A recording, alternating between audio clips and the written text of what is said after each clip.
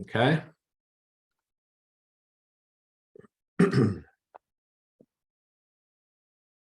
All right, you guys, we're just getting started here. I think the recording is in progress, and we'll give everybody a minute or so to kind of join the webinar before we get kicked off. I see we've got 4 participants in right now. We've got a few more people joining us. So welcome to our Tuesday town hall, if you will. And I'm here tonight with Chris DeSanto. My name's Nat Ferguson. I own Ferguson Realty here in Seal Beach. And being that I'm a constituent in District 1 and effectively a neighbor of Chris, I wanted to talk to him in this format to learn a little bit about what he's got planned here. Like, what is he running on, and what does he feel is important for District 1?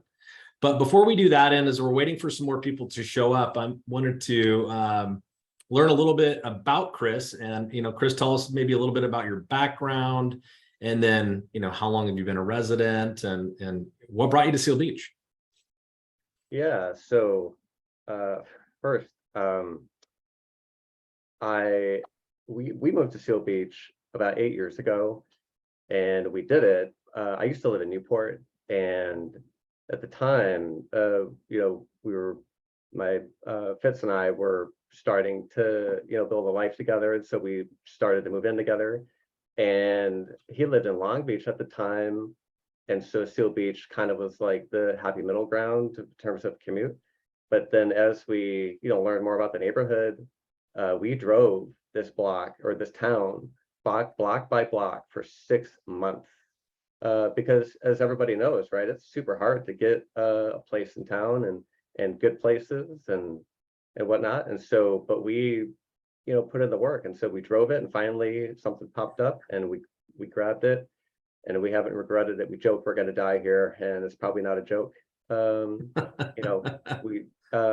as to why, also, I always like to tell this story because it was one of the pivotal moments in my life that I was in Newport Beach, and my next door neighbor didn't have kids, so she had plans. And so one night, the drunks, in Newport, and when you're in your 20s, everybody I think can relate to the Newport experiences and stories. And it was great for the time I was there. But one night, I'll never forget that the drunks had smashed all her stuff, pushed over her grill. I woke up the next day, and I thought to myself, it's time to go. And that's when I knew. And so from there, we never looked back. As far as my professional experience and the other part of me, I'm a numbers guy. I love what I do for a living. I feel so blessed and fortunate that from a corporate finance standpoint, I have always known ever since I was a little boy that I wanted to be CFO. It's been no secret. And so I'm passionate about what I do.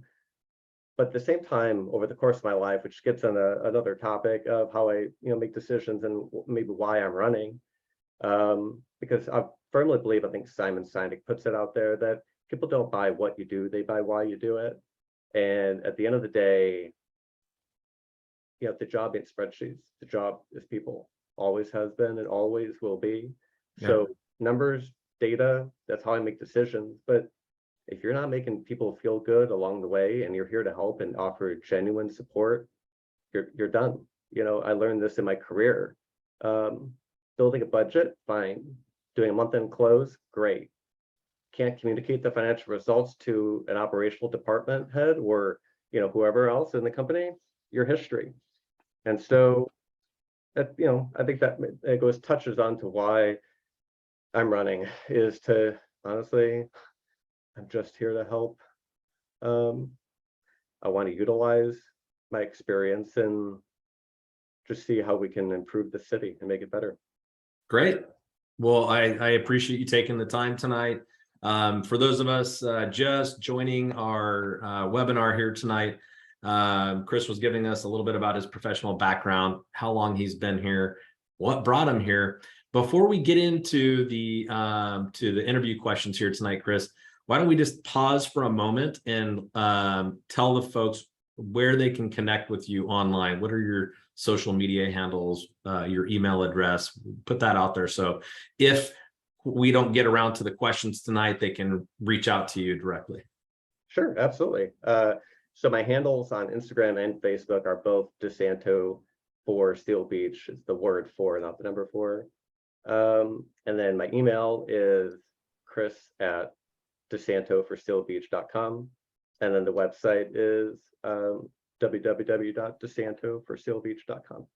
Got it. Great. Well, I think without further ado, we're going to jump into our questions for you tonight. And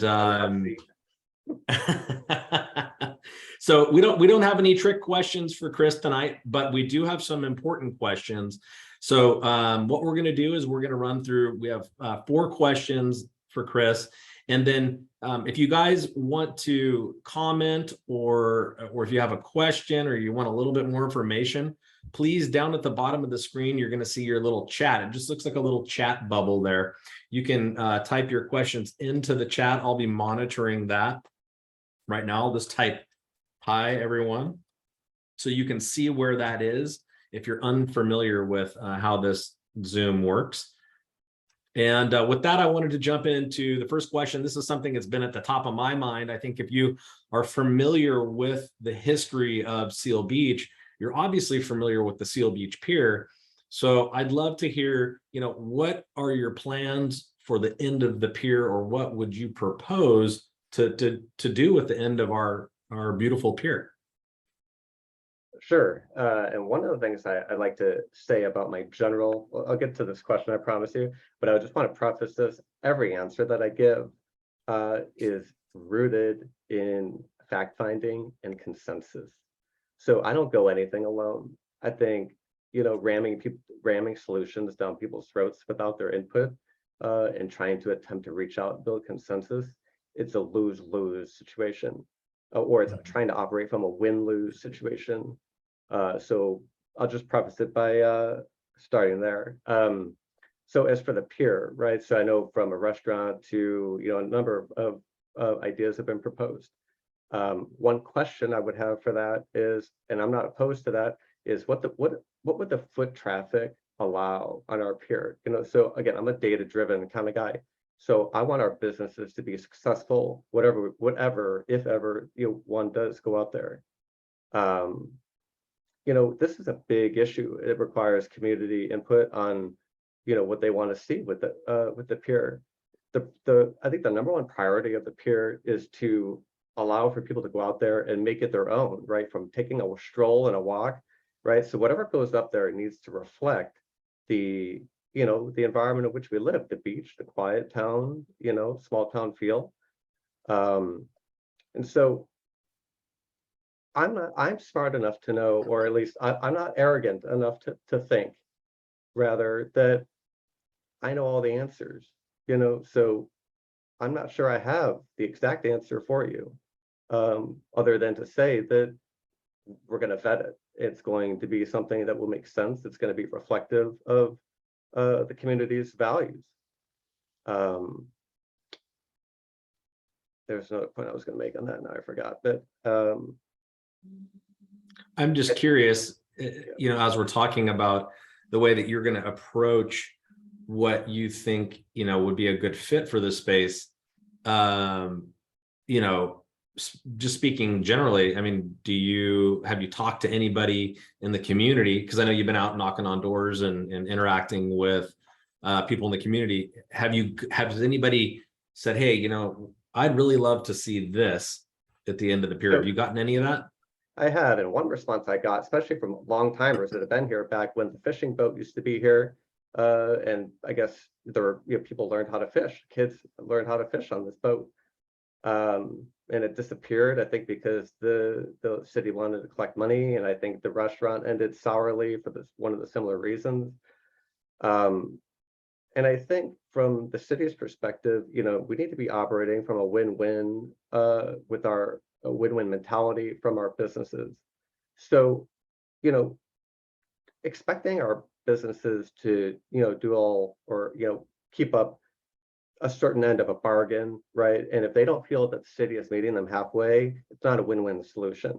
So we need to go into this with that time frame, or with that frame of mind. so I'm not opposed to bringing any of those things back. The thing I liked about that fishing boat story was that, and this is I think what we all live here, is the sense of community. It brings people together, and it's a tradition, right? And I think that our town is steeped in that. And I think there's nothing wrong with tradition. Sure, we gotta, make changes and evolve and adapt and grow, whatever, as time goes on. But at the end of the day, I mean, we need to have respect for how we got here. And so I think maybe revisiting those, why not bring some things that have disappeared back? The question is will it still work, and do the people still want it, right? So those are the questions that the people in the consensus that needs to be gathered on that. Good. Well, I appreciate you, kind of giving us some insight into, the conversation on the street, right? I mean, that's really, unless you're out on the street having these conversations, you're either sitting in the council meeting, in which time it might be too late, or you're down at the coffee shop and, maybe people are just at that point, being, just you're hearing more of a disgruntled conversation about it. So that's why I asked, because I know that you're out and about, and I'm just curious too, because that's where the conversations happen. They happen out on the street, meeting neighbors. This goes back to my approach. I think much of what I have to offer is my approach to the city. Like, I'm going to go into this, I'm your neighbor. And professionally, I'm not the corner office manager, right? Like, I get in the weeds. There is nothing that goes on at work in my department and my team that I can't do myself. I will mop the men's bathroom urinal if I have to. There is no job too small. There's nothing I won't do. I don't expect anyone to do anything that I won't do myself. And so I'm a hands-on kind of guy. I'm not going to leave it to, just trust that it'll get done or with the same fidelity. No. We're gonna see it through. Great. Well, I don't see any questions on that one, and but I think we can move on to our second question of the night, which is, what would you propose as a solution to the increasing homeless population? And before I let you answer that, I feel like this one, sometimes I feel like it's a matter of perspective, and I'm going to give you a personal lead in on this one. So my office is located at the corner of 7th and Marina Drive. And I've been in this location for 7 years. And because of the fast food restaurants on the other side of Marina Drive, there is a lot of homeless population that goes between there and then literally past my office, and they go right up here and they commune around the library, around the tree that's at the end of Electric and 6th Street right there, and then all the way back down past the red car and elsewhere around town. So I see this. I've been watching this now for at least 7 years. We used to be an ebb and flow. Now I feel like it's really a flow in town for this homeless population. So I'm just curious what you're thinking for a solution with regards to that. Yeah, no, I appreciate the question because it's top of mind for a lot of people, and from the pier to the homeless, and in general, I'm a quality of life kind of guy. I'm also a nuts and bolts back to basics guy, which means you need to feel safe where you live. You need to feel like you can enjoy your neighborhood. Otherwise, what are we doing here? Right. So I think that coming from that angle, obviously something needs to be done. I know that the other, I think obvious point is that this is not just affecting Seal Beach, it's affecting many, many other locales. But I believe in part compassionate and outreach and offer assistance, right? No human deserves to be felt like less than that. But how do we get these people to have the resources they need? How do we get them, if they need the mental health aspect, right? Help from the care courts to whatever other counseling, how do we get them to be productive members of society again. Mhm. And not just yell at them and scream and write them off like they're, yesterday's newspaper. Mhm. But at the same time, so that's the outreach portion, right? Gotta help, happy to help. I operate from a place of I'm happy to help. I will do for you what nobody did for me. I'm happy to. So Mhm. that's one area that I operate from. And the other is accountability. So we need to hold the standards from our city ordinances to, um, just in general, quality of life standards that we set for this town. We need to enforce that and hold it accountable, or enact ordinances that will achieve that outcome. I Mhm. think that I'm happy to help. I'm happy to outreach, but at the same time, we're all not getting any younger, and I don't want to live in a city that I don't feel safe in. And I think any of us do, right? We want to enjoy the beach and where we live.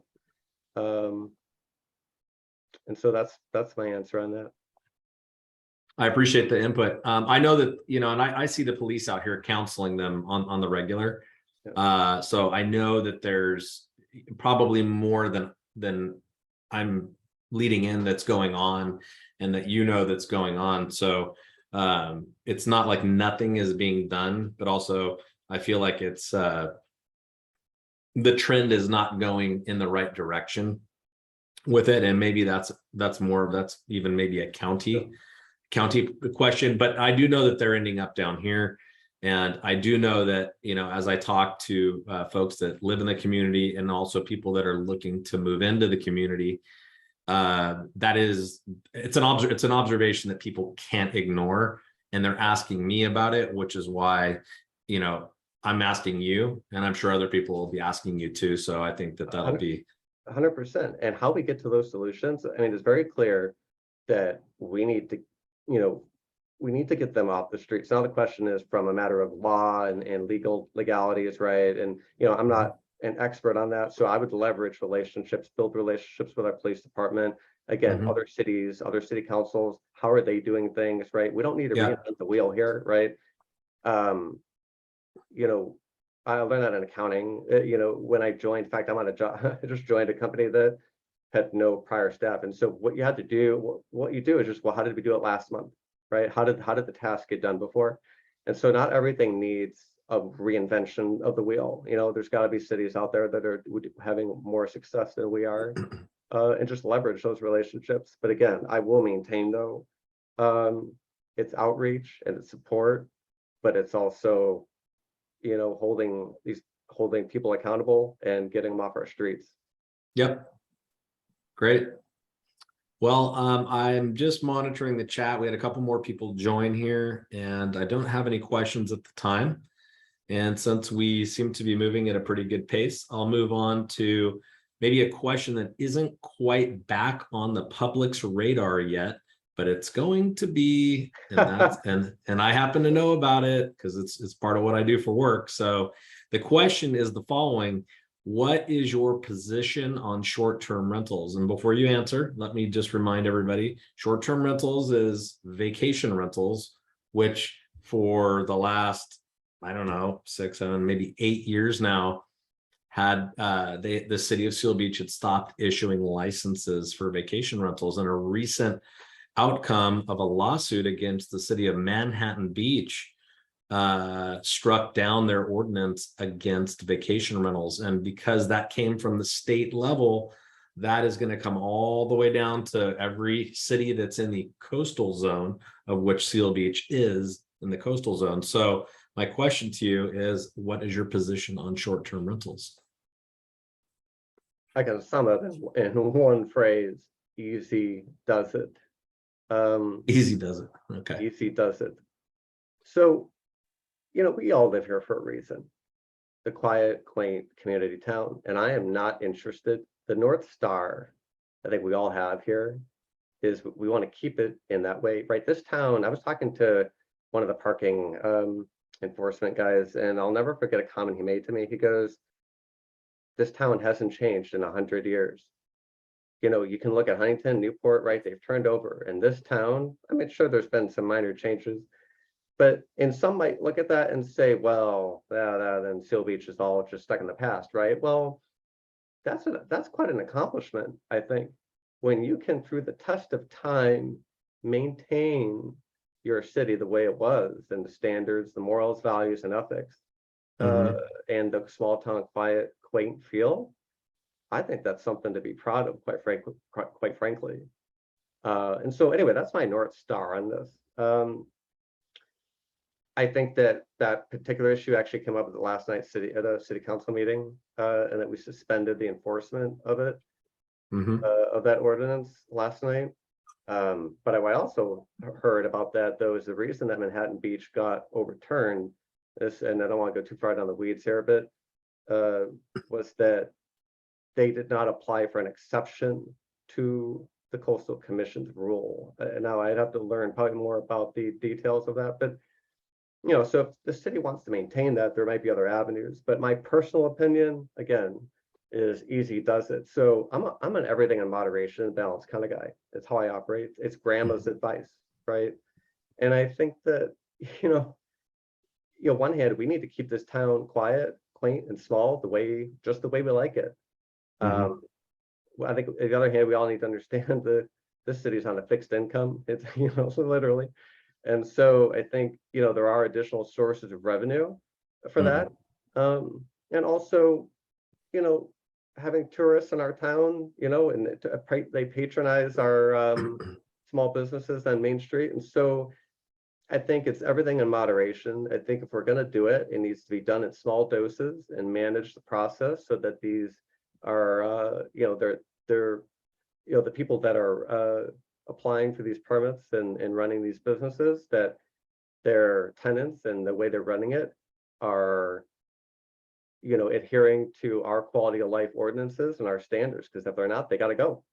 I Yep. simply won't put up with it. I will not put up with reducing this town to, some other cities that we don't want to become. Yep. Great. Well, I have to share a little tidbit is I talked to a company.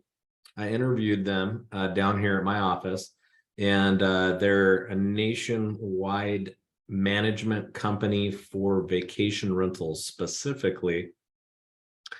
And I got some very interesting facts from them with regards to, I asked them the same question basically, and they said their position on the stigma behind vacation rentals or short-term rentals was because these were they're not being managed, right? And that is a challenge because of the high turnover of these properties, even if the expense associated with renting them is higher, which should discourage, riffraff. That 80% of all properties that are professionally managed are having or without issues. So I think that's actually a pretty high bar to see how effective that professional management can be. And things have changed a lot in the last 8 years with regards to how these things are managed. They actually have little decibel sensors inside and everybody knows, like, you sign off on it when you're renting these places. It's not listening for words, it's listening for volume. Yep. And it actually can alert the local manager in the area. All of this company has like a local management team, and they have a protocol they follow if somebody is being too noisy. And it's a tiered system based upon the time of the day and what the allowable volume will be. And I just remember, because I live near, not real close, but I live nearby one of the bad apples when this whole measure went down many years ago. And it was really just a few properties here in town that, spoiled the whole bunch. So, but I like your position on that. So that's good to hear. It's funny you mentioned that story, because I've stayed at Airbnb where the decibel meter was right on the wall, and Yeah. we could see it, and it was actually quite funny, because we're looking at each other like kind of freaking out, like, oh my God, are we gonna go over the decibel meter? Are we gonna get called out of here, or like Right. so but yeah, so yes, there are measures and new technologies and ways that I think we can help enforce that. But at the same time, again, you don't want to get that too out of control, because then you become a Newport Beach. And so in terms of volume. So we need to make sure, Mhm. that we're not allowing that. Yeah, agreed. We both live here too, right? So it's like you've got there's just you're always weighing these two things, right? This is business for me. I live Yeah, here so, too. and that's the thing too, right? Exactly. You actually hit the nail on the head there. I'm a businessman at heart. It's what I do for a living. I'm a corporate finance guy. I'm a capitalist pig in a lot of ways, but at the same time, I have deep, deep, profound respect for tradition, Mhm. and for there's no such thing as a right answer. And so if Seal Beach, if we want our town the way we want it, who is anyone else to tell us otherwise? So that's the space in which I operate for. And sometimes I have those internal conflicts, right? So I may not. It's challenging because on one hand, Mhm. yeah, you have one thought and then you're conflicted. So it's just trying to balance that and marry that as we move forward. Yep. Agreed. Well, I didn't want to leave everybody hanging with a boring fourth question for our conversation tonight. So I have the following question for you, Chris. How do you plan to address the trash from the San Gabriel River, which has been washing up on this beach Yep. since I was old enough to walk, and I've lived here my entire life? I'm 46 years old. There has got to be a solution. We are not trying to put men on the moon. We're trying to keep trash. We're trying to keep trash off the beach, Listen. man. So tell me you got something that's not reinventing the wheel that we can implement here. I'll be honest. Like you, this is not right. I say this about what I do for a living. We're not curing cancer here, folks. Like, I do debits and credits and I build a budget. I'm not on the operating table. And the same thing here. And I totally understand and I agree with your analogy here, and your reference. This should be low-hanging fruit. And I, for the life of me, cannot understand why, other than the fact that it's a inter agency and jurisdictional effort. And so what that takes is relationships. It takes building relationships with all these other cities, with the counties, to leverage those and get things done. It's one thing to attend meetings, it's another to get something accomplished from those meetings. And so I would, so in fact, in terms of an individual solution, right? I've Googled this and I've looked up solutions. I mean, there's floating, boats that are harmless to wildlife, right? And in a marine boat or someone, it can move if like another patrol boat or whatever needs to pass, you name it, right? So in terms of it won't inflict traffic, it won't impede traffic, it won't impede wildlife. It's a win-win, and it takes care of our environment. So, I mean, that's just one idea, right? So I'm sure there's an industry out there for this. And so, Oh yeah. we need to build those relationships with those business owners, right? With Yep. those and industry experts and leaders, whatever, thought leaders in that space. So the solution itself should not be a heavy lift. The heavy lift is just getting everybody to come to the table, because I'm sure it's not going to be cheap. But Seal Beach doesn't own that river, right? So we need to, this again, it goes back to building those relationships to get something done. And it's one of the things I pride myself on, and I do really mean it, that the job ain't spreadsheets, the job is people. People ask me in job interviews how I manage personalities, and it says I don't manage personalities. I build relationships, and I mean it, real trust, because I'm happy to do anything, just about anything, for a complete stranger. It costs me nothing except a bit of my time. And so when you offer that to people, real authenticity, people let their walls down. They tell you things. And now you have a friendship. Now you leverage those, right? And you build relationships and you get something done. It's what they say, it's not what you know, it's who you know. And so in this instance, I think that holds true here. Well, I'm happy to hear you think so, because I mean, I think you and I may have even talked about this before our interview tonight, but we traveled to England this summer, and we toured London, and the Thames River runs right through the middle of town. And you can sit along the water's edge and have a food and drink and whatnot. And I just noticed it's like a little barge. It's probably the size of, I don't know, a mattress, like a bed mattress. And they have these things floating out there, and it has one end is open, and then the other end is like a basket almost. And it just floats, and like the flow of the river brings this stream of whatever flotsam, and it gets caught in the basket, and then they go and empty the basket, and then they put it back up. I don't even think it has a battery or any moving parts on it, and it's not running across the river because there's boats going up and down the river. It's off to the side. You know what I mean? It's almost like a kind of like the little Roomba robot that just kind of hovers. It hovers and sweeps stuff up. Even something like that. I just, and here's the other thing, right? You're talking about numbers. You're talking about spreadsheets. You're talking about budgets. There's no way that anyone can tell me that the trash in that river, and that river is not Seal Beach's river, and that trash coming down comes from another city.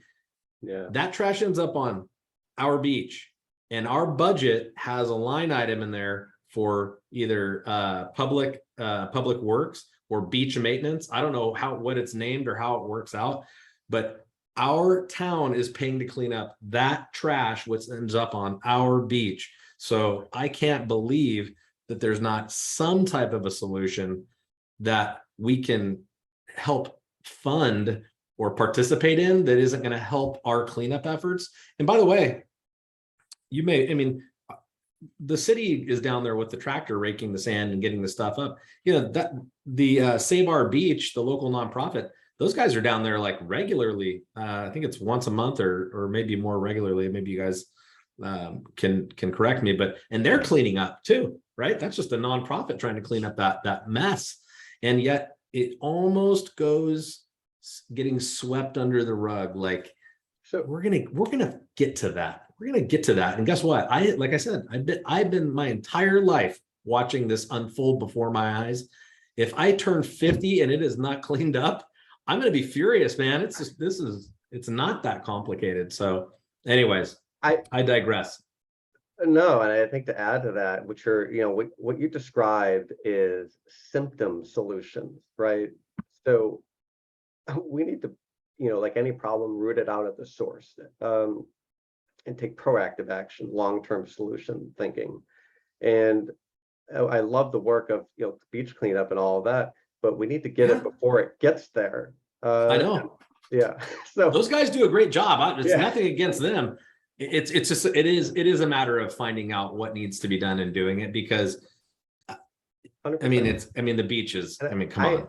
I had friends in town a few weeks ago, and I'll never forget it. We're out there charging waves, having the time of our lives, and then a candy wrapper floats by me. I was just mortified, because these guys are in town, right, trying to enjoy the beach and in California.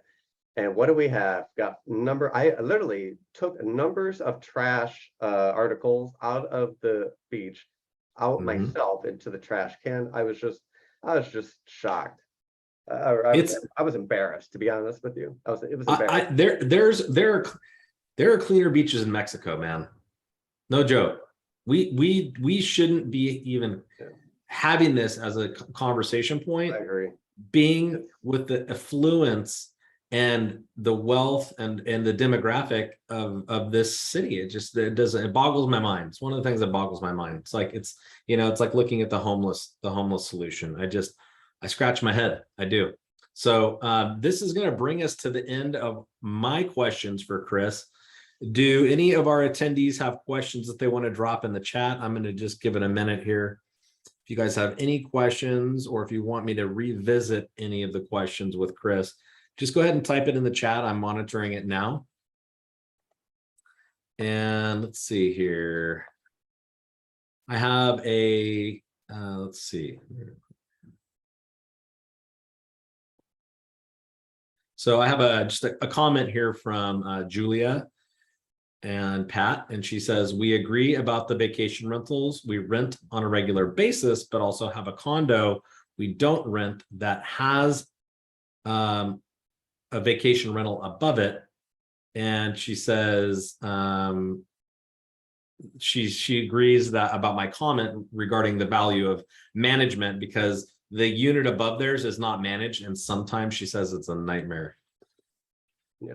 Oh, yeah, I that's what we don't need. We don't, I don't think I think the knee-jerk reaction here is going to be people are going to hear that vacation rentals are coming back, and they are coming back.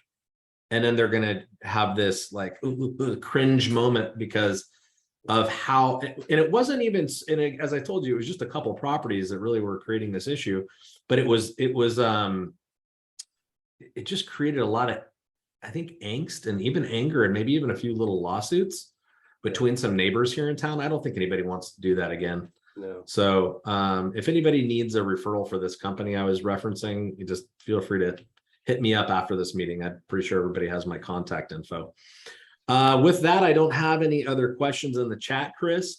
So closing thoughts, like, what would you like your constituents to know about you before we wrap up our interview tonight? Yeah, so I